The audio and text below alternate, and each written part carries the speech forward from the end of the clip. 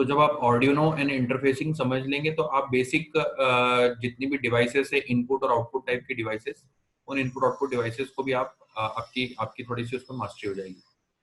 Next चीज जो उसके बाद में हम लोग देखेंगे वो है कि IoT as a whole topic क्या होता है, मतलब आईओटी फील्ड क्या है, और इसको हम लोग ऑर्डिनो से आगे कैसे हम लोग लेके जा सकते हैं, ऑर्डिनो प्लेटफॉर्म से हम लोग इसको आगे कैसे लेके जा पाएंगे। थर्ड इसमें आएगा कि जब चूंकि इसमें हम लोग को जब ऑर्डिनो के माध्यम से करना है तो हम इसके लिए फिर नोड एमसीयू जो है, ये माइक्रो कंट्रोलर यूनिट होता है नोड एमसीयू। ये नोड एमसीयू क्या होता है, इसके पूरे डिटेलिंग्स में समझेंगे और उसको फिर उस बोर्ड को पूरा एक्सप्लेन, मतलब पूरा उसका समझते हुए उसकी इंटरफेसिंग भी देखेंगे कि उस पे कैसे काम होता है। ठीक है, तो नोड एमसीयू हो जाएगा।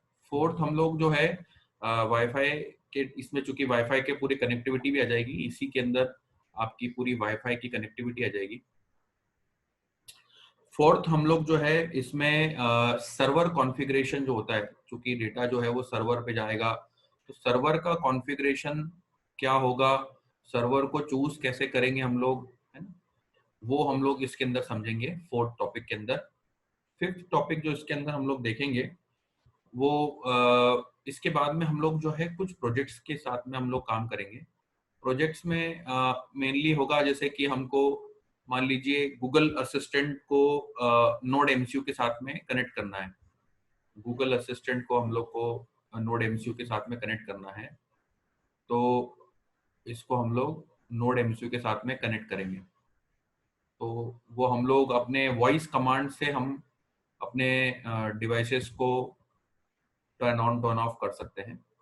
साथ में हम लोग जो है प्रोजेक्ट्स के अंदर ही हम लोग दूसरा कि जैसे लेट्स से कि डिफरेंट सेंसर्स जो है हमारे पास में, उन सेंसर्स को आपके हार्डवेयर के साथ में इंटरफेस करके और उसको मॉनिटर कैसे करेंगे हम लोग। मॉनिटर मतलब anywhere across world, monitor across world ये कैसे होगा, ये हम लोग देखेंगे, क्योंकि ये दोनों ही जो है वो इम्पोर्टेंट चीजें हैं, इनपुट और आउटपुट, ये दोनों चीजें हम लोग देखेंगे। इसके बाद में सिक्स्थ जो है, इसमें मैं बहुत पाइथन की सर्वर जो प्रोग्रामिंग होती है, सर्वर का जो पार्ट होता है, उसको मैं थोड़ा सा एक्सप्लेन करूंगा इसमें इसी में, चूंकि बाद में जब आप प्रोजेक्ट्स पे काम करेंगे तो कुछ प्रोजेक्ट्स जो हमारे पास में आए हैं उसमें इसकी आपको जरूरत पड़ सकती है ना। और उसके बाद में सेवंथ वाले टॉपिक में हम लोग आईओटी जो है और क्लाउड टेक्नोलॉजीज जितनी भी है, क्लाउड टेक्नोलॉजीज, उसका हम लोग एक इंट्रोडक्शन भी देखेंगे और उसका एक बेसिक इम्प्लीमेंटेशन भी देखेंगे। इसमें हम लोग AWS, आपने अगर नाम सुना AWS का, इसको बोलते हैं हम लोग Amazon web service, Amazon web services. So इसका कैसे इंटीग्रेशन हो सकता है या इसका फ्यूचर कैसा हो सकता है, उसको भी हम लोग समझने की कोशिश करेंगे। Is that clear to everybody? तो ये टोटल 7 पॉइंट्स जो हैं हम लोग राइट फ्रॉम ऑर्डिनो से स्टार्ट करके आईओटी पूरा समझते हुए फिर नोड एमसीयू पे जाएंगे, सर्वर कॉन्फ़िगरेशन करेंगे, कुछ प्रोजेक्ट्स इस पे बनाएंगे, लाइव चलते हुए देखेंगे हम लोग। फिर पाइथन की सर्वर पार्ट वाले जो है उसको मैं एक्सप्लेन करूंगा, बहुत ज्यादा डीप में पाइथन नहीं जा पाएंगे क्योंकि पाइथन का एक अलग पार्ट ही है अपने आप में, बट पाइथन का एक सर्वर पार्ट जो है वो उसको एक्सप्लेन करूंगा मैं।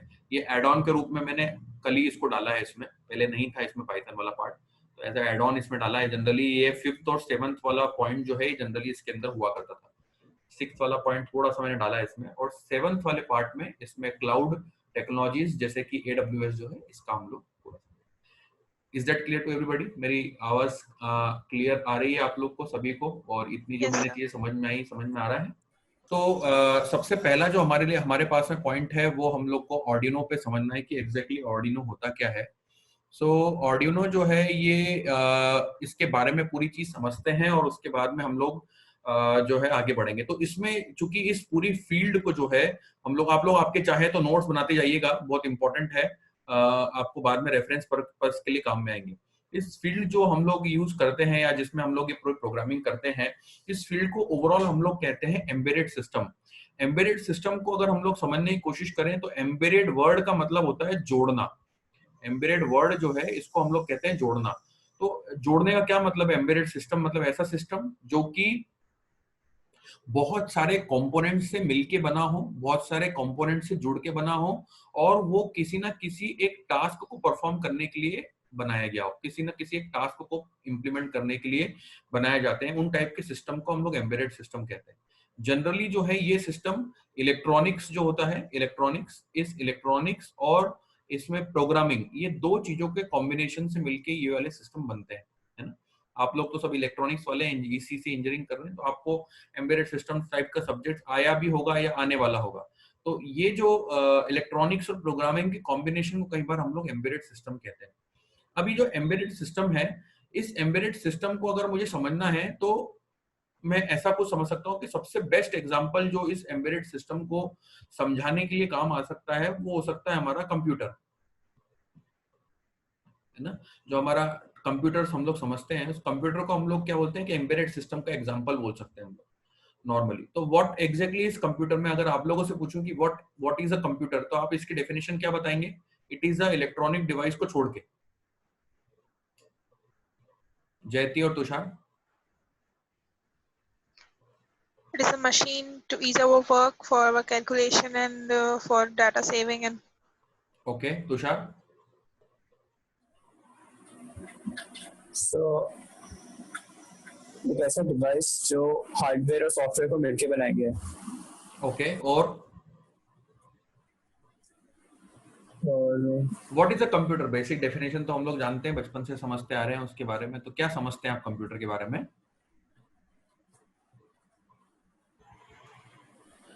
एक बेसिक अगर हमें टर्मिनोलॉजी की बात करूं तो कंप्यूटर जो है वो एक ऐसी डिवाइस है जो इनपुट लेता है किसी भी जगह से, उसको प्रोसेस करता है और आउटपुट जनरेट करता है। जनरली ये काम करता है ना हम लोग, कंप्यूटर इसी को समझते हैं हम लोग, that takes input from some source और समवेयर और process it and generates output. ये पूरा के पूरा काम जो है कंप्यूटर करता है ना। सो इस अगर कंप्यूटर की अगर मुझे समझना है पूरी इसकी डेफिनेशन, तो इसको मैं एक ब्लॉक डायग्राम से एक डायग्राम से मैं समझ सकता हूँ कि इसके अंदर क्या क्या मेजर कंपोनेंट्स होते हैं जो कि कंप्यूटर जिससे मिलके बनता है। तो कंप्यूटर जनरली तीन मेन चीजों से मिलके बनता है। ये तीन जो मेन चीजें मैं बताने वाला हूँ, ये जिस भी डिवाइस के अंदर आपको मिल जाएगी, आप उस डिवाइस को कंप्यूटर कह सकते हो। पहला जो है उसके अंदर इंपॉर्टेंट चीज, इसमें इनपुट आउटपुट पोर्ट्स होते हैं जिससे आप डिवाइसेस से बातचीत कर सकते हैं, इनपुट कर सकते हैं और आउटपुट कर सकते हैं। ऐसे हमारे डेस्कटॉप के केस में आपके पास में आपका कीबोर्ड है, माउस है, स्पीकर है, ये सब इनपुट आउटपुट डिवाइसेस हैं, तो ये इनपुट आउटपुट पोर्ट्स पर कनेक्टेड होती हैं। इसके अलावा इसके अंदर प्रोसेसर होता है जो कि प्रोसेसिंग का काम करता है ना। हम लोग इसको माइक्रो प्रोसेसर भी बोलते हैं, म्यूपी बोलते हैं, है ना। और थर्ड जो होता है इसके अंदर मेमोरी होती है जो कि स्टोरेज का काम करती है। मेमोरी फिर फर्दर डिवाइडेड होती है आपकी, आप उसको फर्दर डिवाइड कर सकते हो रैम के अंदर, रोम के अंदर, कैश के अंदर। उसके आर्किटेक्चर पे हम लोग नहीं जाएंगे, वो अपने आप में एक बहुत बड़ी चीज है। बट एक मैं मोटे मोटे तौर पे अगर मैं समझने की कोशिश करूं तो ये तीनों चीजें जो है, ये 1, this is 2 and this is 3, ये तीन चीजें जिसके अंदर मुझे मिल जाएगी, मैं उस सिस्टम को जो है वो मैं क्या कह सकता हूं? कंप्यूटर कह सकता हूँ। ठीक है, यही होता है जनरली कंप्यूटर्स के अंदर, है ना। yes sir. अब ये जो कंप्यूटर, थोड़ा ध्यान समझना, मैं थोड़ा सा इतने बेसिक से क्यों स्टार्ट कर रहा हूँ, जिससे आपको थोड़ा सा पिक्चर समझ में आएगी कि एग्जैक्टली हम जो कर रहे हैं वो क्या कर रहे हैं। तभी आपको इसका फ्यूचर भी समझ में आएगा, इसका ब्रॉडर पर्सपेक्टिव समझ में आएगा। मैं डायरेक्टली चाहूँ तो प्रोग्रामिंग से स्टार्ट कर सकता हूँ, मेरा समय बच जाएगा, बट मैं आपका थोड़ा सा इसका सिस्टम सेट कर रहा हूँ कि कैसे आप सोचेंगे इसको आगे जाके। अब मैं कंप्यूटर की अगर मैं बात करूँ तो कंप्यूटर जो है जनरली दो टाइप के होते हैं। एक होता है जीपीसी, जनरल पर्पस कंप्यूटर, और दूसरे होते हैं एसपीसी। एसपीसी को बोलते हैं हम लोग special purpose computer. General purpose computer वो कंप्यूटर होते हैं जैसे कि हमारा डेस्कटॉप एक जनरल पर्पस कंप्यूटर है, लैपटॉप हमारा एक जनरल पर्पस कंप्यूटर है। इसको जनरल पर्पस इसलिए कहते हैं क्योंकि इसकी जो टास्क है वो डिफाइंड नहीं होती, टास्क जो है अनडिफाइंड होती है। टास्क इज अनडिफाइंड, मतलब आज आप हो सकता है गाने सुन लो, कल और हो सकता है साथ में ब्राउजिंग कर लो, कल हो सकता है डेवलपमेंट कर लो या गेम खेल लो या कोई रेंडरिंग कर लो। तो ये जनरल पर्पज, इसलिए हम लोग इसके जो कॉन्फ़िगरेशन है ज्यादा कॉन्फ़िगरेशन लेके आते हैं, 1 TB 2 TB आजकल आने लगे हैं, फिर 4 GB की रैम और ये वो सब चीजें ज्यादा चीजें लेके आते हैं, जिससे हमारी रिक्वायरमेंट जो है वो सॉल्व हो सके, हमारी जो भी रिक्वायरमेंट एक्चुअल है उसे थोड़ा ज्यादा लेके आते हैं, है ना। फिर इसके बाद में स्पेशल पर्पस कंप्यूटर वो होते हैं जो कि स्पेशलाइज्ड टास्क के लिए बने होते हैं। स्पेशलाइज्ड टास्क मतलब कोई स्पेशल टास्क करना है, जैसे कि मान लीजिए मुझे होम ऑटोमेशन करना है, तो होम ऑटोमेशन के अंदर 2 सेंसर लगेंगे, 3 आउटपुट डिवाइस रिले लगेगी, और उससे मैं जो है सेंसर के आधार पे मेरे घर के डिवाइसेस को कंट्रोल करूंगा। ये काम जो है स्पेशल है, ये मतलब एक स्पेसिफिक काम है। तो इस टाइप के सिस्टम को हम लोग जो है स्पेशल पर्पस कंप्यूटर, जैसे कि एक एग्जांपल ले लो, आपके घरों में जो आप वॉशिंग मशीन यूज करते हो, वो वॉशिंग मशीन क्या है, स्पेशल पर्पस कंप्यूटर है, जिसके अंदर जो आईसी लगी उसका स्पेशल टास्क है कि वो मोटर को घुमाना, फिर थोड़ी देर रोकना, फिर घुमाना, टंबल करना, ये जितना भी काम है वो सब पूरा उसका काम होता है। स्पेशलाइज उसकी आईसी, उसका कंट्रोलर निकाल के, उसका कंप्यूटर को निकाल के आप फ्रिज में नहीं लगा सकते, या आप एसी में नहीं लगा सकते, या एसी का आप चेंज करके वॉशिंग मशीन में लगा सकते हैं। तो ये जो स्पेशलाइज डिवाइसेस हमारे घर में हम लोग यूज करते हैं, उसके अंदर भी कंप्यूटर लगे हुए हैं। क्यों लगे हुए कंप्यूटर? क्योंकि उसके अंदर भी प्रोसेसिंग हो रहा है, उसके अंदर भी इनपुट आउटपुट पोर्ट्स हैं, और उसके अंदर भी मेमोरी है। बट वो टाइप के कंप्यूटर जो होते हैं वो स्पेशल पर्पस कंप्यूटर होते हैं। अब वो स्पेशल पर्पस कंप्यूटर होने के कारण अच्छी बात क्या होती है हमारे पास में, कि हमारे को सभी चीजें, इनपुट आउटपुट पोर्ट्स कम मात्रा में लगते हैं, है ना, हमको प्रोसेसर कम स्पीड का चाहिए होता है, हमको मेमोरी जो है वो कम, हमारा मेमोरी कम मेमोरी में काम हो जाता है, और इसी कारण जो है इसका साइज जो है वो कम हो जाता है, क्योंकि हमको प्रोडक्ट के अंदर साइज छोटी चाहिए, और इसी कारण इसका जो कॉस्ट है वो भी इसका कम हो जाता है। और इस टाइप के स्पेशल पर्पस कंप्यूटर जो हम लोग यूज करते हैं, उन टाइप के स्पेशल पर्पस कंप्यूटर को हमारी टेक्निकल भाषा में, हमारी टेक्निकल भाषा मतलब एम्बेडेड सिस्टम की भाषा में, है ना, एम्बेडेड सिस्टम की जो ऑफिशियल भाषा है, इसमें इसको हम लोग बोलते हैं माइक्रो कंट्रोलर। मेरी बात समझ में आ गई? ये माइक्रो कंट्रोलर होते हैं। ये माइक्रो कंट्रोलर की डेफिनेशन क्या है? What is the definition of this micro controller? Micro controller की डेफिनेशन है कि it is a single chip computer. It is a single chip computer. एक ही चिप के अंदर जब पूरा कंप्यूटर आ जाए तो उसको क्या बोलते हैं हम लोग? Micro controller. पूरा कंप्यूटर आ जाएगा क्या मतलब? जिसमें इनपुट आउटपुट पोर्ट्स भी आ जाए, प्रोसेसर भी आ जाए, और मेमोरी भी आ जाए। जब तीनों चीजें एक ही चिप के अंदर, एक वो ब्लैक कलर की जो आपको आईसी दिखती है, इंटीग्रेटेड चिप बोलते हैं हम लोग, ब्लैक कलर की जो आईसी होती है, उसी एक आईसी के अंदर जो है वो सभी ये तीनों चीजें एक ही चिप में जब समाहित हो जाए तो उसको हम लोग माइक्रो कंट्रोलर कहते हैं। Specialised task, small level automation, specialised task जो है इसके लिए काम में आते हैं, और स्मॉल लेवल ऑटोमेशन अगर मुझे परफॉर्म करना है, स्मॉल लेवल के ऑटोमेशन मुझे अगर परफॉर्म करना है, तो मैं जो है इन माइक्रो कंट्रोलर्स का यूज करूंगा। और जो हमारा ऑर्डिनो है उसके अंदर भी माइक्रो कंट्रोलर होता है, क्योंकि हम घर के स्मॉल लेवल के ऑटोमेशन, इंडस्ट्रियल ऑटोमेशन भी कई बार स्मॉल लेवल के होते हैं, तो उन सभी ऑपरेशंस को, हमको स्मॉल लेवल ऑपरेशंस को, ऑटोमेशंस को अगर परफॉर्म करना है तो हमको छोटे कंप्यूटर्स की जरूरत पड़ेगी, छोटी मेमोरी की, छोटे प्रोसेसर की, छोटे इनपुट आउटपुट, कम इनपुट आउटपुट पोर्ट्स की, और छोटी साइज की, कम कॉस्ट की। इन सभी चीजों की जरूरत है हमको, इसलिए हम छोटे वाले कंप्यूटर्स को यूज करेंगे। ये कंप्यूटर्स टिपिकली जो है हमारे एक्चुअल जो डेस्कटॉप लैपटॉप अगर आप बात करें तो वो मिनिमम से मिनिमम 8 से 10 हजार रुपए की रेंज के अंदर आते हैं। प्रोसेसर मतलब जो आपका पूरा सिस्टम अगर मैं बात करूं तो, और जो आपका ये माइक्रो कंट्रोलर्स है ये 100 to 200 रुपीज तक की रेंज में आते हैं, जिससे आपका कॉस्ट जो है कोई भी प्रोडक्ट बनाने का वो ट्रेमेंडस रूप से कम हो जाएगा, क्योंकि आपका टास्क लिमिटेड है। आपको 10 लाइंस ऑफ इंस्ट्रक्शन लिखना है, एक के बाद एक लिखना है, पहले ये होगा, फिर ये होगा, फिर ये होगा, फिर ये होगा, उसमें पूरा एक उसका एक प्रोसेस डिफाइंड है। इसलिए जो है आप कम रिसोर्सेस में भी आराम से बहुत अच्छी स्पीड में काम कर सकते हैं। Is that clear to everybody? समझ में आया ये? Yes sir. Good. I hope आप लोग नोट्स बना रहे हैं आपके। Yes sir. Okay good. तो मैं इस ड्राइंग जो मैंने लिखा है इसको आपने लिख लिया है तो ठीक, नहीं तो फिर मतलब लिख लिया है क्या? तो मैं क्लियर करूं इसको, क्लियर करूं इसको मैं? लिख लिया है। Yes sir. तुषार क्लियर करूं? Yes sir.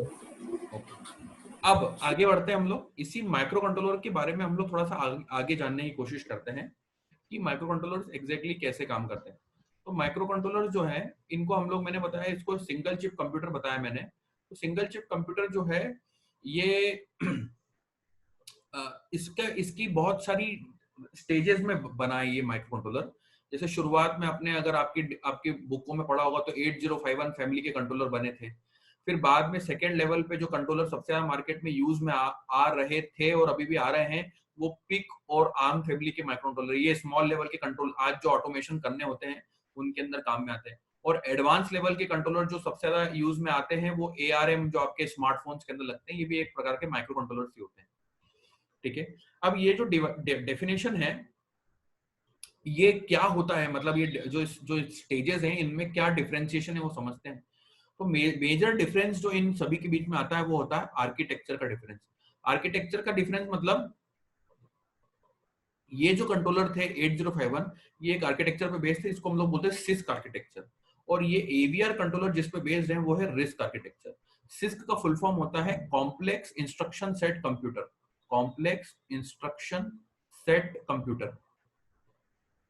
और इसका होता है रिस्क का full form reduced instruction set computer. अब इसका क्या मतलब होता है, एक्चुअली कोई भी कंट्रोलर जब बनता है, जो आपकी आईसी रहती है, माइक्रो कंट्रोलर जो होता है उसके अंदर कोई भी कंट्रोलर के अंदर बेसिक काम परफॉर्म करने के लिए एक स्पेसिफिक सेट ऑफ इंस्ट्रक्शंस उसके अंदर लोड की जाती है।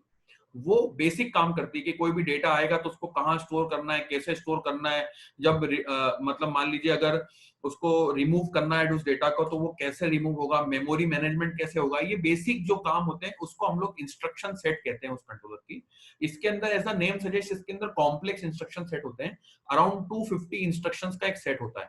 और रिड्यूस इंस्ट्रक्शन सेट कंप्यूटर के अंदर जो होते हैं ये 130 इंस्ट्रक्शंस का एक सेट होता है।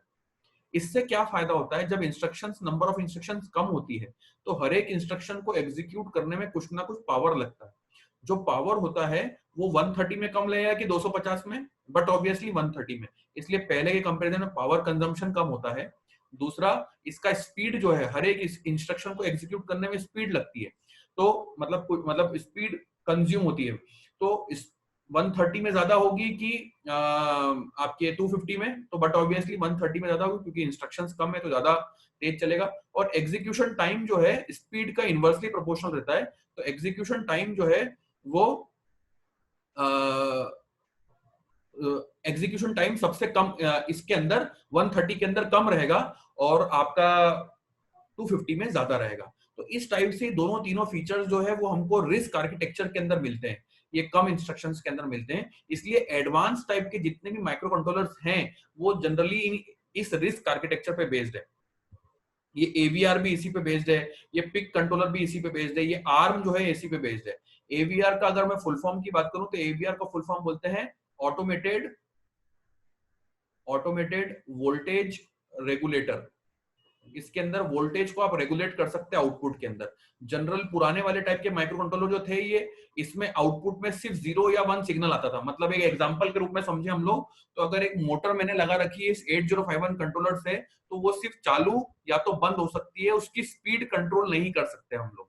बट AVR के अंदर, इसके अंदर आपके पास में ये जो एक फीचर होता है जिसको हम लोग बोलते हैं PWM, पल्स विड्थ मॉड्यूलेशन, जिसको हम लोग वोल्टेज रेगुलेट, जिसके माध्यम से हम लोग वोल्टेज को रेगुलेट कर देते हैं। और वोल्टेज को रेगुलेट करना मतलब उसके मिनिमम वोल्टेज से मैक्सिमम वोल्टेज तक की अलग अलग वैल्यूज आउटपुट में जनरेट करने की कैपेसिटी रखना। जब ये आउटपुट में अलग अलग वोल्टेज जनरेट करेगा तो इस पे कनेक्टेड जो भी डिवाइसेस रहेगी वो भी अलग अलग वोल्टेज पे काम कर सकती है। जैसे कि अगर मैं मोटर की बात करूं तो वो 0 से लेके 5 वोल्ट के बीच में अगर मैं अलग अलग वोल्टेज भेजूंगा तो उसकी स्पीड कम ज्यादा कर सकते हैं। एग्जाम्पल के रूप में दूसरा देखूं तो एक LED कनेक्ट कर दी मैंने अगर उसके आउटपुट में, तो 0 से लेके 5 वोल्ट तक में जब अलग अलग वोल्टेज भेजूंगा तो LED की इंटेंसिटी धीरे धीरे बढ़ेगी, मतलब वो धीरे धीरे ग्लो होगी और धीरे धीरे घटेगी उसकी इंटेंसिटी। तो ये फीचर हम लोग को जो है AVR के अंदर मिल जाता है, जो कि शुरुआती 8051 और फैमिली ऑफ कंट्रोलर में नहीं था। यहाँ पे भी वो जनरली सब चीजें मिल जाती है। ARM का जो फुल फॉर्म होता है उसको बोलते हैं हम लोग एडवांस्ड रिस्क मशीन। इसको हम लोग एडवांस रिस्क मशीन बोलते हैं, रिस्क आर्किटेक्चर पे बेस्ड है इसलिए इसको एडवांस रिस्क मशीन बोलते हैं, ARM को। और पिक को बोलते हैं हम लोग peripheral interface controller, peripheral interface controller. तो हम लोग जो अभी इसके अंदर जनरली ऑर्डिनो के अंदर जो यूज आता है कंट्रोलर, ऑर्डिनो प्लेटफॉर्म के अंदर जो यूज में आता है, ऑर्डिनो के बारे में बताऊंगा कि एग्जैक्टली क्या होता है। बट जो नॉर्मली मार्केट में सबसे ज्यादा यूज होने वाले कंट्रोलर है वो AVR, ऑर्डिनो में भी यही यूज होता है। तो इसी को लेके हम लोग जो है आगे काम करेंगे। माइक्रो कंट्रोलर की डेफिनेशन क्लियर है कि it is a single chip computer एक ऐसी चिप जिसके अंदर तीनों चीजें होती है, स्मॉल लेवल के ऑटोमेशन परफॉर्म करने के लिए किया जाता है, और उसमें जो है वो सभी एक कंप्यूटर के सभी फीचर्स होते हैं। प्रोग्रामिंग जो है हम लोग इसके अंदर करेंगे और प्रोग्रामिंग से हर एक काम हो। एक अच्छी बात बताता हूं मैं आपको, आपके पास में जो स्पेशल पर्पस कंप्यूटर होते हैं, इसके अंदर एक अच्छी चीज ये होती है कि इसके अंदर आपको ऑपरेटिंग सिस्टम की जरूरत नहीं पड़ती। जबकि मैं अगर जीपीसी की बात करूं, जो आपका जीपीसी हुआ करता था, जनरल पर्पस कंप्यूटर, जो आपका डेस्कटॉप लैपटॉप होता है, इसके अंदर आपको एक ऑपरेटिंग सिस्टम की जरूरत पड़ती है, जैसे कि विंडोज हो गया, लिनक्स हो गया, ये ऑपरेटिंग सिस्टम की जरूरत पड़ती है, क्योंकि ये क्या करता है, ये पूरा मैनेजमेंट का काम करते हैं। ऑपरेटिंग सिस्टम क्या है, ये एक मैनेजर के रूप में आपके प्रोग्राम के अंदर होता है, एक कोड है, और ये कोड क्या करता है, एक मैनेजमेंट का काम करता है पूरा की पूरा, क्योंकि इसके अंदर मेमोरी ज्यादा है, बहुत सारी प्रोसेसेस एक साथ चलने वाली होती, तो किसको पहले चलाना, किसको बाद में चलाना, किसको कितनी मेमोरी देना, ये सभी काम जो है ये मैनेजर करता है। उस मैनेजर का नाम क्या है, ऑपरेटिंग सिस्टम। ये जीपीसी में जरूरत है क्योंकि उसके अंदर बहुत सारी रिसोर्सेस लगते हैं। बट वहीं एसपीसी की बात करें, जो हम लोग जिसकी माइक्रो कंट्रोलर लेवल की जिसकी बात कर रहे हैं, इसमें स्पेशलाइज्ड टास्क होते हैं, स्पेसिफिक इंस्ट्रक्शंस हैं, किसको पहले करना है किसको बाद में करना है पहले से फिक्स है, बार बार एक दूसरे के साथ में कोई क्लैशिंग नहीं होती बेसिक लेवल पे। तो इसलिए यहाँ पे आपको जो है शुरुआती स्तर पे ऑपरेटिंग सिस्टम की जरूरत नहीं पड़ेगी। ऑपरेटिंग सिस्टम की जरूरत नहीं पड़ेगी मतलब हम डायरेक्टली सी का जो प्रोग्राम, हम लोग सी की प्रोग्रामिंग हम लोग जो देखते हैं, वो डायरेक्टली सी के प्रोग्राम जो है वो हम इस कंट्रोलर के अंदर फीड कर सकते हैं। जो हम लोगों ने प्रोग्राम बनाए हैं वो प्रोग्राम मशीन लेवल कोड के अंदर कन्वर्ट होता है और डायरेक्टली उसके अंदर चले आता है। कोई ऑपरेटिंग सिस्टम नाम की चीज को आपको अलग से डालने की जरूरत और उसके ऊपर पूरा काम करने की जरूरत नहीं पड़ती है। आ गई मेरी बात समझ में? तो इससे अच्छी बात ये होती है कि हमारा जो बेसिक सी के कॉन्सेप्ट जो हम लोग फर्स्ट ईयर में कहीं ना कहीं सीखते ही हैं, if else for while do while functions arrays, ये सभी चीजों को हम लोग यूज करके डायरेक्टली अपने स्पेशल पर्पस कंप्यूटर के अंदर कोड को, लॉजिक को इसमें फीड कर सकते हैं। Got my point? है ना? तो ये हमारा जो है एवीआर कंट्रोलर पे लेके हम लोग आगे की कहानी करेंगे। ठीक है, तो अगर आप चाहें तो इसको इस आपने लिख लिया है तो अच्छी बात है, मुझे बता दीजिए, फिर मैं रब करके आगे बढ़ूं। अब अपन अपने माइक्रो कंट्रोलर के अंदर आते हैं। तो हमारा जो कि माइक्रो कंट्रोलर मैंने आपको बताया, हमारा माइक्रो कंट्रोलर जो है वो है एटमेल, उसका फुल नेम बता रहा हूं मैं, है फुल नेम जो हम लोग ऑर्डिनो के अंदर जनरली यूज में आता है, उसका फुल नेम है एटमेल AVR 80 मेगा 328। इसमें एटमेल जो है ये कंपनी का नेम है, AVR जो है ये फैमिली का नेम है। फैमिली मतलब इसके अंदर ढेर सारे अलग अलग टाइप के कंट्रोलर हो सकते हैं। और एग्जैक्टली जो हम माइक्रो कंट्रोलर यूज करते हैं जनरली ऑर्डिनो बोर्ड के अंदर अवेलेबल होते हैं, वो 80 मेगा 328 होता है। ये नाम जो है वो कंपनी ने दिया है, वैसे की वैसे अपने को धीरे धीरे समझ में लग जाएगा। 80 मेगा 328, इसके अंदर 80 मेगा 168 भी होता है और 80 मेगा 8 भी होता है। ये तीनों अलग अलग प्रकार, मतलब तीनों एक ही भाई बहन है ये। मतलब इसमें तीनों में डिफरेंस क्या है कि ये इसके अंदर 8 KB की मेमोरी होती है, इसके अंदर 16 KB की मेमोरी होती है और इसके अंदर 32 KB की मेमोरी होती है। तीनों में बस ये डिफरेंस होता है। मेनली ये तीनों की तीनों कंट्रोलर जो है ये 28 पिन, ये जो कंट्रोलर होते हैं 28 पिन के कंट्रोलर होते हैं। मतलब आपके पास में जो चिप होती है, ये जो आपके पास में आईसी, माइक्रो कंट्रोलर की जो आईसी है आपके पास में, इसके अंदर जो होते हैं ये ऐसे एक तरफ 14 और दूसरी तरफ ऐसे 14 करके टोटल 28 पिन की ये चिप होती है हमारे पास में। ये वाली सिर्फ इसकी बात कर रहा हूँ। ऐसे 28 पिन के अलावा एडवांस में और जाना हो तो 40 पिन के भी आते हैं, 80 पिन के भी आते हैं। रिक्वायरमेंट के हिसाब से हम लोग उनको फिर अपने प्रोजेक्ट्स के अंदर यूज कर सकते हैं। अभी जो नॉर्मली अपने को मिलता है वो 28 पिन का माइक्रो कंट्रोलर मिलता है, जिसका फुल नेम जो है वो है एटमेल कंपनी का नेम, फैमिली का name AVR automated voltage regulator, जिसको हमने कहा था। और 80 मेगा 328 जो है ये आपका एग्जैक्ट माइक्रो कंट्रोलर का नेम है। 168 भी अवेलेबल है, 8 भी, और ऐसा आता है 80 मेगा 16 जो 40 पिन का कंट्रोलर है। ऐसा बहुत सारे अलग अलग प्रकार के आते हैं, तो वो समय के साथ में यूज में आएगा। आपके मन में क्वेश्चन आ सकता है कि सर हम जो प्रोग्रामिंग करेंगे वो इन सभी कंट्रोलर्स के लिए अलग अलग होती है क्या? तो मतलब जो बेसिक प्रोग्रामिंग स्ट्रक्चर है वो सभी माइक्रो कंट्रोलर का, ऑर्डिनो के केस में अगर मैं बात करूं तो ऑर्डिनो की जो प्रोग्रामिंग होगी वो कंट्रोलर कोई सा भी हो, स्ट्रक्चर इस ऑर्डिनो प्रोग्राम का लगभग सेम रहेगा। सिर्फ हमको सॉफ्टवेयर में अलग अलग सिलेक्शन करना रहेगी कि हम कौन सा यूज कर रहे हैं। ठीक है, तो मार्केट में जनरली ये वाला अवेलेबल है, तो इसी के बारे में मैं आपको एक्सप्लेनेशन दे रहा हूं अभी। तो ये 28 पिन का कंट्रोलर होता है। अब इस 28 पिन की कंट्रोलर का अगर मैं बाइफर्केशन समझने की कोशिश करूं तो इस 28 पिन में से ध्यान से मेरी बात समझना, इसके अंदर 14 डिजिटल पिन्स अवेलेबल होती हैं, 14 डिजिटल पिन्स अवेलेबल होती हैं, 6 एनालॉग पिन्स अवेलेबल होती हैं, और रिमेनिंग 8 जो होती है ये मिसलेनियस पिन्स होती है, मिसलेनियस पिन्स होती है। क्योंकि मैंने आपको बताया माइक्रो कंट्रोलर खुद तो कुछ नहीं कर पाएगा, इसके ऊपर इनपुट आउटपुट डिवाइसेस कनेक्ट करना पड़ेगी ना, या तो सेंसर कनेक्ट करूंगा इनपुट डिवाइस में या आउटपुट में कोई डिवाइस कनेक्ट करूंगा, तभी तो इस माइक्रो कंट्रोलर का मतलब है। जैसे कि एक फ्रिज के अंदर एक आउटपुट में होगा जो ठंडा करने वाला जो सिस्टम होगा वो आउटपुट के रूप में होता होगा, फिर उसका टेम्परेचर जिसमें ऑटोमेटिक कट ऑफ होता है वो टेम्परेचर सेंसर इनपुट के रूप में काम कर रहा होगा।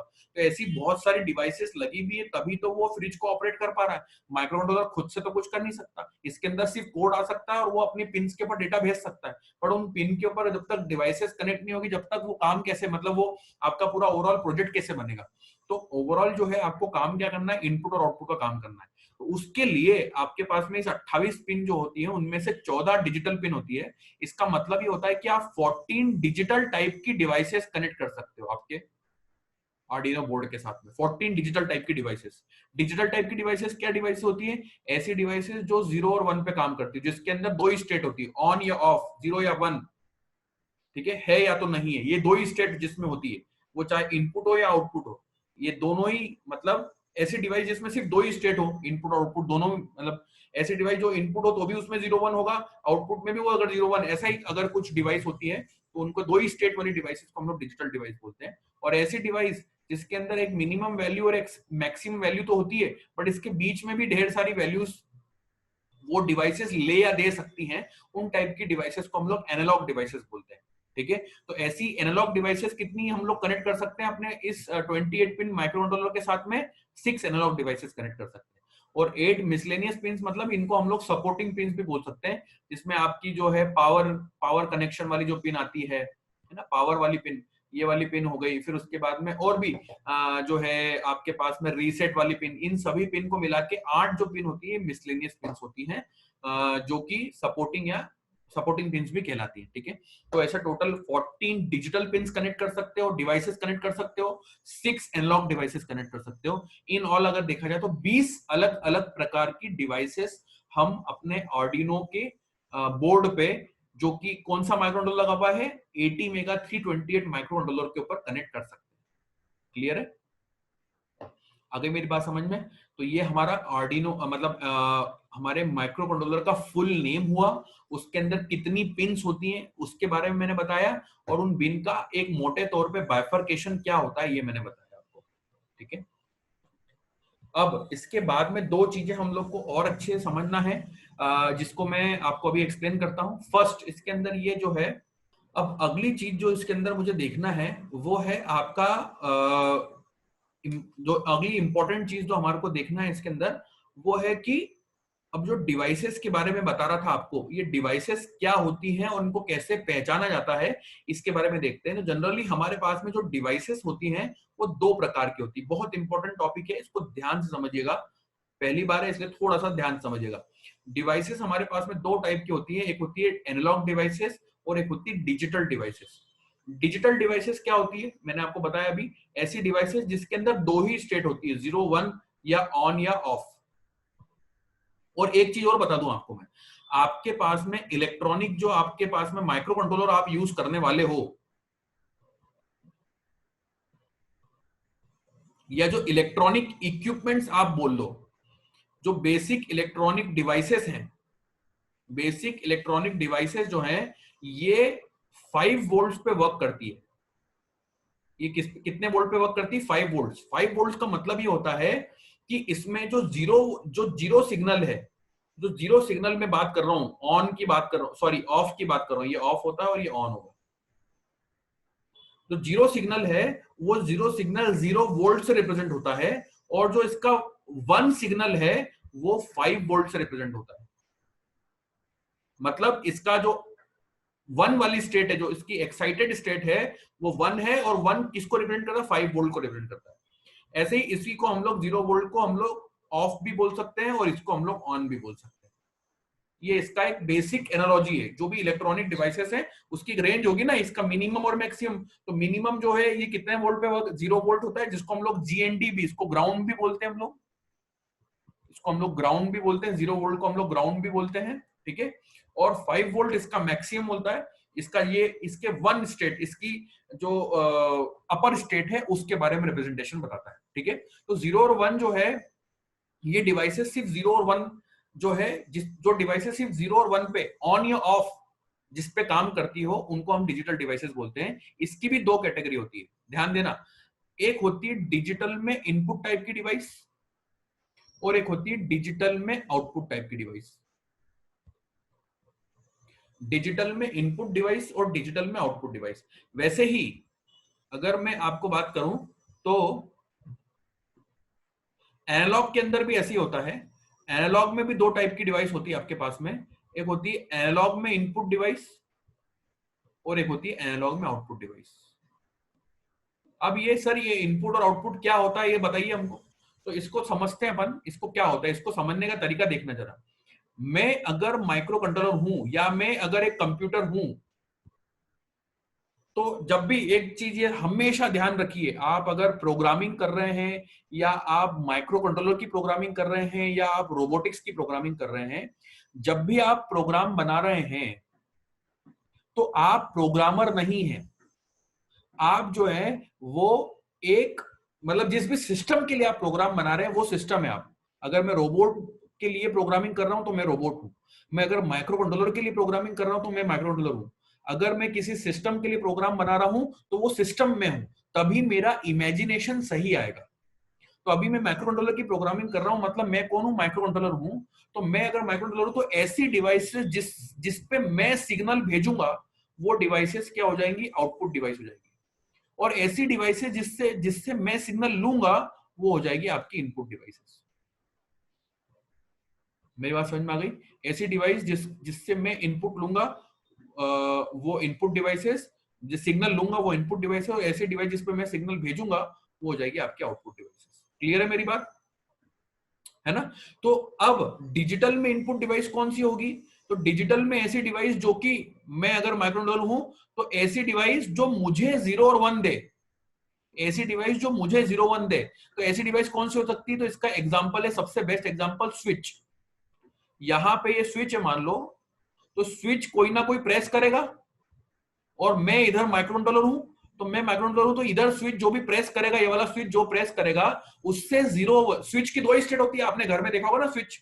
वो नॉर्मल स्विच भी क्या होता है, 2 स्टेट होती है, चालू या बंद होता है। वैसे इलेक्ट्रॉनिक स्विच भी, डिजिटल वाले इलेक्ट्रॉनिक स्विच जो आते हैं वो भी 2 स्टेट देते हैं आपको। तो जो स्विच अगर कोई प्रेस करेगा तो वो सिग्नल मेरे पास में आएगा, तो वो डिवाइस डिजिटल में इनपुट टाइप की डिवाइस कहलाएगी। इसको हम लोग स्विच का, इसका एग्जांपल जो है वो हम लोग स्विच ले सकते हैं। ऐसी वो डिवाइस जो मुझे 0 और 1 देती हो वो हमेशा डिजिटल में इनपुट का एग्जांपल कहलाएगी। और इसके केस में जो ऑपरेशन परफॉर्म करूंगा वो मैं रीड ऑपरेशन परफॉर्म करूंगा। अब आप ये क्वेश्चन मेरे से पूछोगे सर ये चार्ट बता क्यों रहे हो आप, या मैं आपको बताता हूं कि मैं चार्ट क्यों बता रहा हूं। इंपॉर्टेंट ये है कि आपके पास में आगे आने वाले समय में बहुत सारी डिवाइसेस से आप इनकाउंटर होंगे, और वो सभी डिवाइसेस का मेरा यहां बताना, भले वो 2 महीने की ट्रेनिंग हो तो भी आपको बताना मुश्किल है, क्योंकि ढेर सारे सेंसर्स, ढेर सारे टाइप की डिवाइसेस आती हैं। तो कल जब कोई नई डिवाइस आपके पास में आएगी मेरे गाइडेंस के बिना भी, तो आप उन डिवाइसेस को पहचानोगे कैसे, उनको कैसे समझोगे कि इन डिवाइसेस को कैसे प्रोग्राम करना है। तो आपको मोटा मोटा जो है 4 कैटेगरी है, एक digital input, digital output, analogue input, analogue output. कोई भी नई डिवाइस आएगी तो आप उसकी डेटा शीट समझोगे, उसके बिहेवियर को समझोगे, और इन चारों कैटेगरी में कहीं ना कहीं फिट करने की कोशिश करोगे। जब इसमें से जहां पे फिट हो जाएगी तो इससे संबंधित, चूंकि ऑलरेडी हमने एक प्रोग्राम पहले से बना हुआ होगा, तो वो नई वाली डिवाइसेस के लिए भी प्रोग्रामिंग करना आपके लिए डिफिकल्ट नहीं होगा। इसलिए जनरलाइज तरीका समझना जरूरी है कि कोई नई डिवाइस को कैसे पहचानने के बाद में उसकी प्रोग्रामिंग कैसे करें, ये जरूरी है। क्योंकि क्या होता है, जनरली स्टूडेंट्स को 5 प्रोग्राम 6 प्रोग्राम बता दिए जाते हैं। उन प्रोग्राम्स के बाद में जब आप किसी कंपनी के लिए काम करने जाएंगे तो वहां पे तो कोई नई एप्लीकेशन आ गई आपके सामने, अब आपको सोचते ही नहीं आ रहा है कि इसको मैं कैसे आगे बढ़ाऊं या इसको मैं कैसे इंप्लीमेंटेशन करूं। तो हमारे पास में वो विजन होना चाहिए जो कि हमारे प्रीवियस एक्सपीरियंस से हम लोग नई डिवाइसेस के ऊपर काम करना समझें। मेरी बात समझ में आ गई आपको? तो ये आपकी डिजिटल में इनपुट हो गई। वैसे डिजिटल में आउटपुट टाइप की डिवाइसेस कौन सी होगी? ऐसी डिवाइस जिसपे मैं 0 1 भेजूंगा। 01 मतलब ऑन ऑफ कर सकता हूँ, ऐसी डिवाइस जिसको मैं ऑन ऑफ कर सकता हूँ। मैं 0 वोल्ट भेजूंगा तो वो बंद हो जाएगी, मैं 5 वोल्ट भेजूंगा तो वो चालू हो जाएगी। ऐसी डिवाइस कौन सी हो सकती है? तो इसकी डिवाइस हो सकती है आपके पास में एलईडी हो सकती है। एलईडी पे मैं 0 भेजूंगा, 0 वोल्ट भेजूंगा तो बंद हो जाएगी, 5 वोल्ट भेजूंगा तो चालू हो जाएगी वो। वैसे ही मैं इसका एग्जांपल बजर देख सकता हूँ। बजर क्या होगा? मैं 0 वोल्ट भेजूंगा तो बंद हो जाएगा, 1 वोल्ट भेजूंगा, 5 वोल्ट भेजूंगा तो वो बजने लग जाएगा, है ना। और इस पे इसका एग्जांपल मोटर भी हो सकती है। अगर आपको सिर्फ मोटर को चालू बंद करवाना है तो डिजिटल में आउटपुट का एग्जांपल कंसीडर हो सकती है ना। तो इसमें ऑपरेशन क्या परफॉर्म करूंगा? राइट ऑपरेशन परफॉर्म करूंगा, ठीक है। ये सभी एग्जांपल इसके हो गए। अब एनालॉग में इनपुट का एग्जांपल देखते हैं हम लोग। तो एनालॉग डिवाइसेस कौन सी डिवाइस में मैंने बोला कि इसमें ऐसी डिवाइसेस जिस, 1-2 मिनट बता रहा हूं बेटा, 1-2 मिनट इसको कंप्लीट कर लूं। एनालॉग डिवाइसेस जो है जिसके अंदर क्या होता है, एक मिनिमम सिग्नल होता है, एक मैक्सिमम सिग्नल होता है। 2 सिग्नल इसके अंदर होते हैं। मिनिमम सिग्नल तो होता ही है, पर इसके बीच में भी बहुत सारे सिग्नल्स जो हैं, मिनिमम से मैक्सिमम के बीच में ये डिवाइसेस अगर इनपुट टाइप की है तो दे सकती है, आउटपुट टाइप की डिवाइसेस तो ले सकती है। एग्जांपल देखते हैं हम लोग। इसका एग्जांपल क्या होगा? जैसे कि आपने एक एग्जांपल, मतलब एक एनालॉजी देता हूं मैं आपको। आपने ऐसा कभी टेम्परेचर सेंसर सुना है जो 0 डिग्री सेल्सियस देता हो और उसके जस्ट डायरेक्टली बाद में 100 डिग्री सेल्सियस देता हो? ऐसा टेम्परेचर सेंसर कभी देखा है क्या? और मान लो ऐसा टेम्परेचर देखा, सेंसर भी देखा भी हो, तो वो सेंसर कोई काम का रहेगा क्या?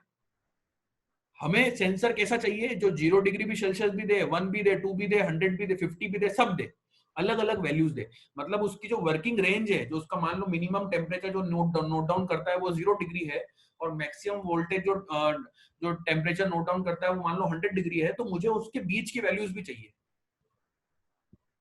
तो इसीलिए ऑल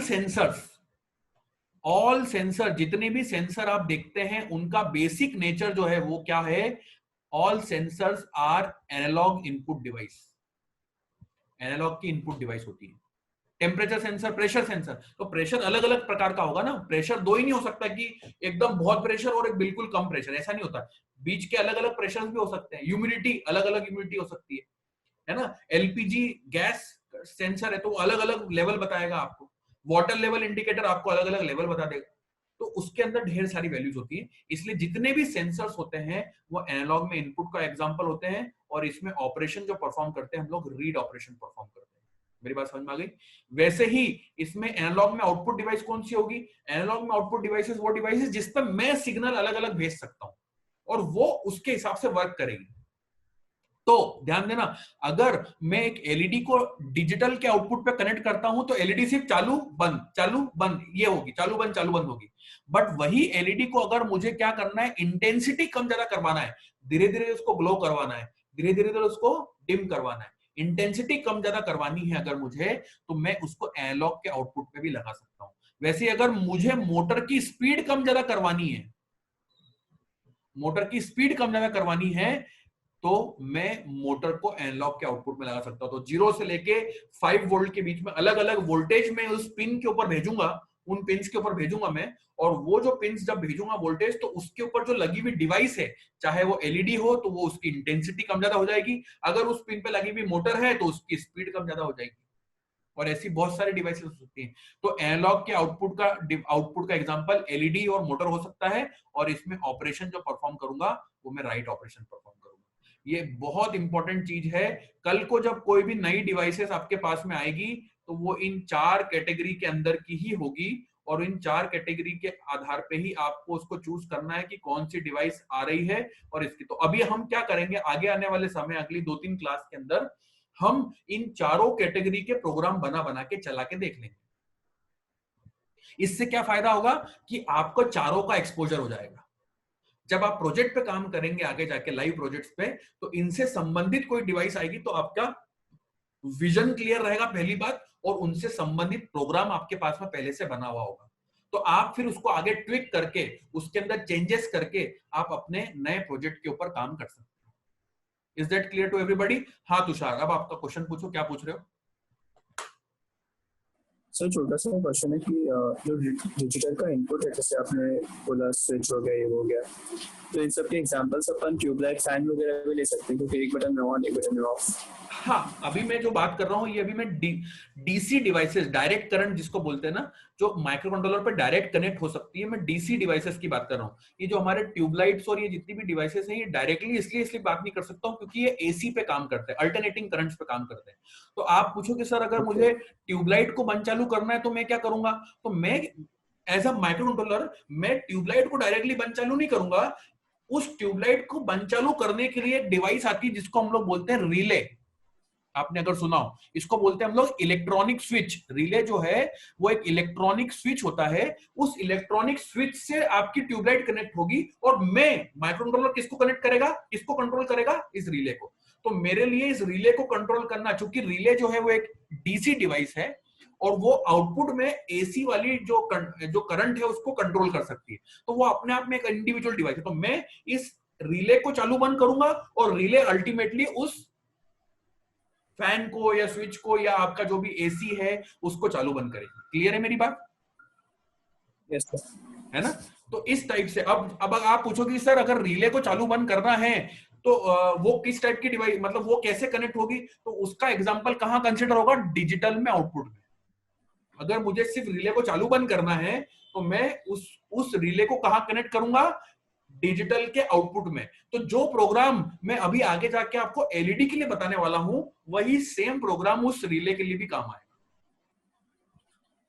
गॉट माय पॉइंट और not? Yes sir. Okay, yes जयती, आप पूछ रहे हो? डन सर, एक्चुअली मैं थोड़ा बहुत आर्डिनो के बारे में कर चुकी हूँ, अभी 8086 की स्टडी कर रही हूँ, तो ये सब का आइडिया है अभी। Very good, very good. पर थोड़ा सा मैं अलग कोशिश करता हूँ, अलग तरीके से बताने की, क्योंकि Yes, नॉर्मली ठीक है बहुत ज्यादा थ्योरेटिकल टॉपिक इसको पढ़ने जाए ना तो मैं इसमें 3-4 दिन थ्योरी पढ़ा सकता हूँ। आर्किटेक्चर पढ़ाने लगो तो तुम सो जाओगे, पता भी नहीं चलेगा। बट मैं yes, सर, कोशिश वो ये अभी कर 8086 जैसे हम पढ़ रहे हैं तो उसमें फीलिंग आ रही है, बिकॉज वो इतना लेंथी टॉपिक है, हाँ, इतना तो लेंथी टॉपिक है। इसलिए मैं कोशिश करता हूँ कि जितना ज्यादा इजी वे में, मतलब ये सेम टॉपिक में ये मान के चलता हूँ कि अगर 8th क्लास का बच्चा भी सामने बैठे रहे तो उसको भी समझ में आ जाए, उस लेवल से इजीनेस में पढ़ाने की कोशिश करता हूँ। तो आई होप शायद उस लेवल से शायद इंटरेस्टिंग समझ में आ रहा हो। हाँ, और अभी Yes, तो थोड़ा थ्योरेटिकल है, बट जब प्रोग्राम बनाओगे तो और मजा आने वाला है। राजनंदिनी, समझ में आया? Yes, sir. थोड़ा लेट ज्वाइन किया बेटा आपने? Sir, I having some issues. I'm sorry. क्या बेटा, क्या बोल रहा, आवाज नहीं आ रही? I had some issue, so sorry for that. Okay, no issues, चलो ठीक है, ठीक है। आ गई बात समझ में ये वाली? इसमें कोई डाउट, Sir, क्वेश्चन, क्वेरी हो तो हाँ बोलो। एक बार माइक्रो कंट्रोलर को आप शॉर्टली समझा सकते हो? मैं बताऊंगा ना आपको बेटा, एक काम करूंगा मैं, ये जो अभी अपना जो सेशन चल रहा है इसकी रिकॉर्डिंग कर रहा हूं मैं साथ साथ में, तो इसकी रिकॉर्डिंग में अपलोड कर दूंगा, तो उसको आप देख लेना, उसको बाद में पढ़ लेना, पुराना वाला सेशन आपका छूटेगा नहीं, ठीक है? Okay sir. मैं इसकी रिकॉर्डिंग पुरानी भी है तो मैं अपलोड कर दूंगा उसको, ठीक? Okay sir, okay sir. अब बट ये रेगुलर रोज क्या नहीं चलेगा, है ना? नहीं तो पता चले कि अब तुम 2-3 सोचो कि चलो रिकॉर्डिंग तो साथ दे ही देंगे तो अब अपन क्लास में नहीं आया, बाद में ले लेंगे, ऐसा नहीं होगा। मैं बाद में दूंगा, है ना? रेगुलर क्लास अटेंड करना जरूरी है, बहुत स्पेशलाइज केस में ही वो आपको मिलेगा, ठीक है? अब ध्यान देना जरा इसके अंदर कि अगला इंपॉर्टेंट जो चीज हमको समझना है वो समझना है हमको, मैं आखिरी इसको क्लियर कर दूं मैं, ये बहुत इंपॉर्टेंट चार्ट है, ये बाद में काम आएगा आपको। ये लिख लिया आप लोगों ने, बना लिया ये? yes sir. इसमें रीड, इसमें राइट, इसमें रीड और इसमें राइट। चलिए, तो मैं इसको आगे बढ़ता हूं। अब मैं से आगे देखते हैं हम लोग कि डिवाइसेस तो समझ लिए हमने। नेक्स्ट इंपॉर्टेंट चीज देखना है कि ऑर्डिनो क्या होता है, व्हाट एग्जैक्टली इज ऑर्डिनो। तो ऑर्डिनो को अगर हम समझें तो ऑर्डिनो जो है ये देखें तो ये एक open source hardware and open source software के कॉम्बिनेशन को मैं ऑर्डिनो कहता हूं। सरल शब्दों में समझने की कोशिश करते हैं हम लोग। तो ऑर्डिनो जो है वो एक ऐसा प्लेटफॉर्म है, ऑर्डिनो इज अ प्लेटफॉर्म और अ कम्युनिटी और अ ग्रुप ऑफ पीपल बोल दो आप। ग्रुप ऑफ पीपल हैं जिन्होंने, ध्यान देना बहुत इंपॉर्टेंट चीज बताने जा रहा हूं, जिन्होंने हमें एवीआर कंट्रोलर को शुरुआती बात कर रहा हूं, अभी तो बहुत सारे टाइप के कंट्रोलर पे काम कर रहे हैं वो लोग, बट शुरुआत में उन्होंने इस AVR माइक्रो कंट्रोलर को यूज करने का तरीका बताया, यूज करने का तरीका बताया। ये तरीका बताने वाले लोग हैं। तरीका बताने वाले मतलब आप ये तरीका यूज करोगे तो इस AVR कंट्रोलर को सरल तरीके से इंप्लीमेंट कर पाओगे। तो इससे क्या पता चलता है, आर्डिनो माइक्रो कंट्रोलर नहीं है। ये ध्यान देना, बहुत सारे लोग बोलते हैं सर आर्डिनो एक माइक्रो कंट्रोलर है। नहीं, आर्डिनो माइक्रो कंट्रोलर नहीं है, ये एक डेवलपमेंट प्लेटफॉर्म है। डेवलपमेंट प्लेटफॉर्म है जिसको यूज करके हम माइक्रो कंट्रोलर्स को इंप्लीमेंट करना सीखते हैं। अब इंप्लीमेंट सर कैसे करते हैं, तो इंप्लीमेंट दो तरीके से करेंगे, एक उसका हार्डवेयर को इंप्लीमेंट करना सीखते हैं और उसके सॉफ्टवेयर को इंप्लीमेंट करना सीखते हैं। कैसे, अब ये जो आपकी जो आईसी आती है, जो माइक्रो कंट्रोलर आईसी आती है छोटी सी, जो मैं बता रहा हूँ 28 पिन की आईसी, ये छोटी सी रहती है, एकदम बहुत छोटी सी आपकी आईसी रहती है आपके पास। अब उस छोटी सी आईसी के ऊपर आप जो है पूरा काम तो कर नहीं सकते हो। अब जैसे कि मैं एग्जांपल बताता हूँ आपको, ये आपका नोड एमसीयू है, ये छोटा सा बोर्ड दिख रहा है जो आपको, ये नोड एमसीयू है, छोटा सा एकदम पेन ड्राइव शेप का दिख रहा होगा अगर आपको, और ये जो है ये आपका आर्डिनो का बोर्ड है, ठीक है। अब इस आर्डिनो बोर्ड के अंदर ये छोटा सा बोर्ड है, देखो मेरे हाथ में दिख रहा है आपको, और ये जो आईसी दिख रही है काली कलर की, ये आपकी आर्डिनो, ये माइक्रो कंट्रोलर है आपका, AVR कंट्रोलर जिसको बोलते हैं हम लोग। अब ये कंट्रोलर अगर मैं हाथ में ले लूं, छोटा सा ये वाला, ये छोटा सा कंट्रोलर अगर मैं हाथ में ले लूं, तो मैं उस पर कुछ कर सकता हूं क्या? उस पर डायरेक्टली कोई सेंसर कनेक्ट कर सकता हूं क्या? क्योंकि उसमें पावर भी देना है, पावर के लिए आपको कैपेसिटर और बेसिक इलेक्ट्रॉनिक कंपोनेंट भी लगेंगे, सब चीजें लगेगी, और उसके बाद में फिर डिवाइसेस भी कनेक्ट करना, तो वो छोटी सी इस आईसी पे तो मैं नहीं कर सकता। और ये तो और फिर भी बड़ी आईसी है, आजकल तो बहुत छोटी छोटी आपको मतलब एकदम बारीक बारीक सी उस पर पूरी सोल्डर्ड आईसी मिलेगी, अब उस पर तो कुछ नहीं कर सकते। तो उन आईसी को लेके ये जो पूरा आपको बोर्ड दिख रहा है, इसको हम लोग डेवलपमेंट बोर्ड बोलते हैं। तो आर्डिनो ने क्या करा, आर्डिनो ने हमको ये डेवलपमेंट बोर्ड बनाने का, ये जो आईसी है, ये जो मैं बता रहा हूँ स्क्रीन के ऊपर, इस आईसी को लेके ये पूरा डेवलपमेंट इन्होंने बोर्ड बना के दे दिया कि भैया इस आईसी के अंदर पावर पिन, ये पावर 2 पिन, जैसे ये पावर पिन है तो यहाँ पे आपका पावर सप्लाई सर्किट पूरा रहेगा। आपकी एनालॉग पिन्स एक तरफ पूरी निकाल के हम लोग राइट हैंड साइड में इनकी नंबरिंग A0 से लेके F5 तक कर देंगे। फिर आपकी डिजिटल पिन्स जितनी भी है उनको सबको एक तरफ निकाल के इनकी नंबरिंग 0 से लेके 13 तक की नंबरिंग कर देंगे, चूंकि 14 पिन्स है। और भी इसके अंदर सपोर्टिंग, यहाँ पे आपको USB केबल, ये जो दिख रहा है आपको यहाँ पे, ये जो दिख रहा है यहाँ पे, ये यहाँ पे आपको USB केबल लगाने का ऑप्शन दे दिया उन्होंने, यहाँ पे ये USB केबल लगाने का ऑप्शन, यहाँ पे आपको जो है पावर कनेक्शन दे दिया आपको, इस तरफ उन्होंने पूरी आपको डिजिटल पिन लगाने का ऑप्शन दे दिया, इस तरफ आपको एनालॉग पिन लगाने का ऑप्शन दे दिया है। तो उस पूरी चीजों को लेके ये बोर्ड बना, ये डेवलपमेंट बोर्ड बन गया। इसी को हम लोग ओपन सोर्स हार्डवेयर कहते हैं। ये हार्डवेयर वाला पार्ट हो गया, इससे आप इस माइक्रो कंट्रोलर को इंप्लीमेंट करने का तरीका सीख। दूसरा, इसका सॉफ्टवेयर आपके पास में दे दिया। सॉफ्टवेयर चूंकि आपको मैंने बताया इसके अंदर जो प्रोग्रामिंग होगी वो सी प्रोग्रामिंग के ऊपर based, C programming based programming होती है। ऑल्दो इसको आर्डिनो प्रोग्रामिंग लैंग्वेज अलग से कहते हैं, बट वो पूरा जो उसका पूरा सिस्टम है वो सी प्रोग्रामिंग से इनिशिएटेड है। तो ये जो प्रोग्रामिंग होगी इसके लिए एक सॉफ्टवेयर बना के दिया, जिस सॉफ्टवेयर का क्या काम है, वो आपको कोड लिखने का तरीका भी, मतलब आपको टेक्स्ट एडिटर भी देगा, टेक्स्ट को लिखने का तरीका भी देगा, कोड को लिखने का तरीका, वो कंपाइल भी करने का ऑप्शन दे देगा आपको, और उसके अंदर कोड को अपलोड करने का ऑप्शन भी दे देगा आपको। तीनों चीजें एक ही जब सॉफ्टवेयर के अंदर आ जाती है तो उसको हम लोग बोलते हैं IDE, integrated development environment. IDE, integrated development environment. तो वो जो IDE है वो सॉफ्टवेयर, मतलब वो आर्डिनो IDE बना के इन्होंने हमको दे दिया। उन्होंने बोला कि आप ये हमारा सॉफ्टवेयर यूज करोगे तो आप जो है इसके अंदर प्रोग्रामिंग भी आसानी से कर सकते हो। और दोनों के आगे मैंने वर्ड लगाया ओपन सोर्स। ओपन सोर्स मतलब ऐसी चीज जिसने इसको बनाया है, जिस भी व्यक्ति ने इसको बनाया है उसने इसको फ्री ऑफ कॉस्ट अवेलेबल करवा दिया। मतलब आपको जो आर्डिनो का जो ये डेवलपमेंट बोर्ड है, इस बोर्ड का डिजाइन फाइल आपके पास में अवेलेबल हो जाएगी, तो आप आपके खुद के भी सर्किट्स आगे जाके अगर आपको बनाना है तो आप खुद के सर्किट बना सकते हो। ऑल्दो वैसे मार्केट में सब बने बनाए सर्किट्स आते हैं तो आप उनको खरीद के, बट आपको अगर कुछ चेंजेस करना है तो चेंज करके आप आपका खुद का सर्किट बना सकते हो। मतलब सर्किट की डिजाइन फाइल अवेलेबल है। और इवन इस सॉफ्टवेयर जो बना हुआ है, सॉफ्टवेयर IDE जो बनाया है इन्होंने, इस IDE को भी उन्होंने फ्री ऑफ कॉस्ट यूज करने के लिए तो अवेलेबल करवा ही दिया, साथ में उस IDE का सोर्स कोड भी आपको अवेलेबल करवा दिया कि कल को आपको उस सॉफ्टवेयर के अंदर भी कुछ चेंज करना है तो आप आपके हिसाब से कर सकते हो। तो ऐसे प्रोडक्ट जो कि आप यूज कर सकते हो, अपडेट कर सकते हो, डिलीट कर सकते हो, डिस्ट्रीब्यूट कर सकते हो, सब काम आप फ्री में अगर कर सकते हो तो ऐसे टाइप के प्रोडक्ट को हम लोग ओपन सोर्स प्रोडक्ट बोलते हैं। इनके बहुत कॉमन एग्जांपल्स, आपने लिनक्स ऑपरेटिंग सिस्टम का नाम सुना है, वो एक ओपन सोर्स ऑपरेटिंग सिस्टम है, world's most secure operating system है, बहुत सारे लोग उसको यूज करते हैं, कंपनीज में वही यूज होता है। आपने जावा प्रोग्रामिंग लैंग्वेज का नाम सुना, ओपन सोर्स प्रोग्रामिंग लैंग्वेज है। Python programming language open source programming language है।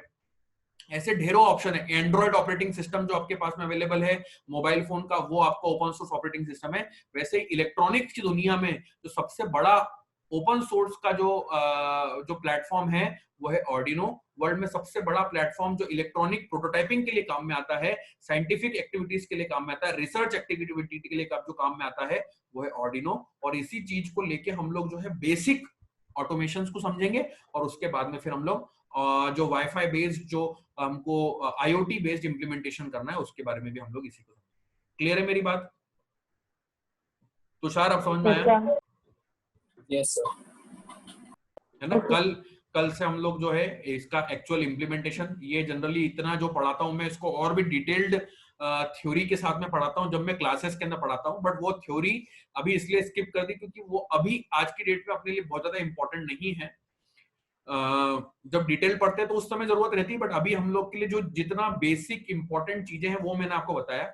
ये यहाँ तक आते आते मुझे कम से कम मेरी जो एक्चुअल क्लासेस होती हैं उसके अंदर कम से कम 3 से 4 दिन लग जाते हैं, बट चूंकि अपन को जल्दी करना है और इंपॉर्टेंट नेसेसरी सफिशिएंट चीज करना है, इसलिए अभी आज हम लोग यहाँ पे पहुंचे हैं। कल से हम लोग इम्प्लीमेंटेशन स्टार्ट करेंगे आगे का, एक एक करके स्टडी स्टेप बाय स्टेप उसको आगे बढ़ते जाएंगे और फिर अपन अपने आईओटी वाले पार्ट पे शिफ्ट होंगे। क्लियर है मेरी बात? इतना समझ में आ गया? आगे का कोई भी डाउट हो, क्वेश्चंस हो तो आप मुझसे क्लास के पहले, क्लास के बाद में भी पूछ सकते हैं, उसमें कोई परेशानी नहीं है। ठीक है? Okay sir. वाइंड अप करूं आज की क्लास? कोई क्वेश्चन तो नहीं है? चलो, नो क्वेश्चन सर। हाँ बोलो राजनंदिनी।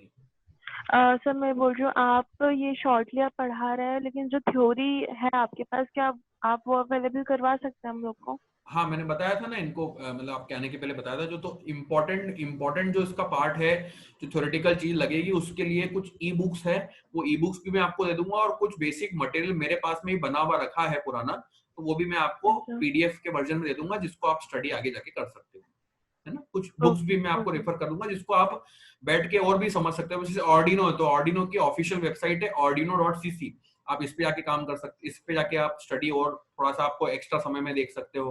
फिर AVR माइक्रोकंट्रोलर के बारे में मैंने बताया, तो 80 मेगा 328 जब आप गूगल पे सर्च करोगे तो एनॉर्मस अमाउंट ऑफ कंटेंट आपको मिल जाएगा। कई बार डिसीजन लेना डिफिकल्ट हो जाता है कि क्या पढ़े और क्या नहीं पढ़े, बट अब अपन ने चूंकि इसको as a part of class पढ़ लिया है तो आपको समझ में आएगा कि क्या क्या चीजें पढ़ना चाहिए। तो थोड़ा सा मेरा आप लोगों सभी से निवेदन ये रहेगा कि आफ्टर द क्लास जो है, जो अपन ने मेन की पॉइंट्स पढ़े हैं, जो चीजें समझी हैं, उनको आप जाके गूगल पे थोड़ा सर्च करें, और जो मैं आपको स्टडी बुक बताऊंगा उनको भी आप थोड़ी सी पढ़ेंगे, तो आपका जो और भी आसपास का नॉलेज है वो भी आपको प्रॉपरली मिल जाएगा। ठीक है? Yes sir. गुड। तो अभी मैं वाइंड अप करता हूँ इस क्लास को। अपन अभी जो एक मान के चलो टेंटेटिवली टाइमिंग जो अपना रेगुलर इस बैच का आईओटी का जो रहेगा वो ये 5:30 to 6:30 रहेगा। कुछ स्पेसिफिक चीज रहेगी तो मैं आपको ग्रुप के माध्यम से अपडेट करूंगा। रोज की जो लिंक है वो भी सेम रहेगी, तो रेगुलर अब लिंक भी मुझे अपडेट करने की जरूरत नहीं है, टाइम भी अपडेट करने की जरूरत नहीं है, अपन इस समय पे रेगुलर अब मिलना चालू कर देंगे। ठीक है? Okay sir. Yes sir. Okay, चलो bye, have a great day. Thank you sir. Thank you sir.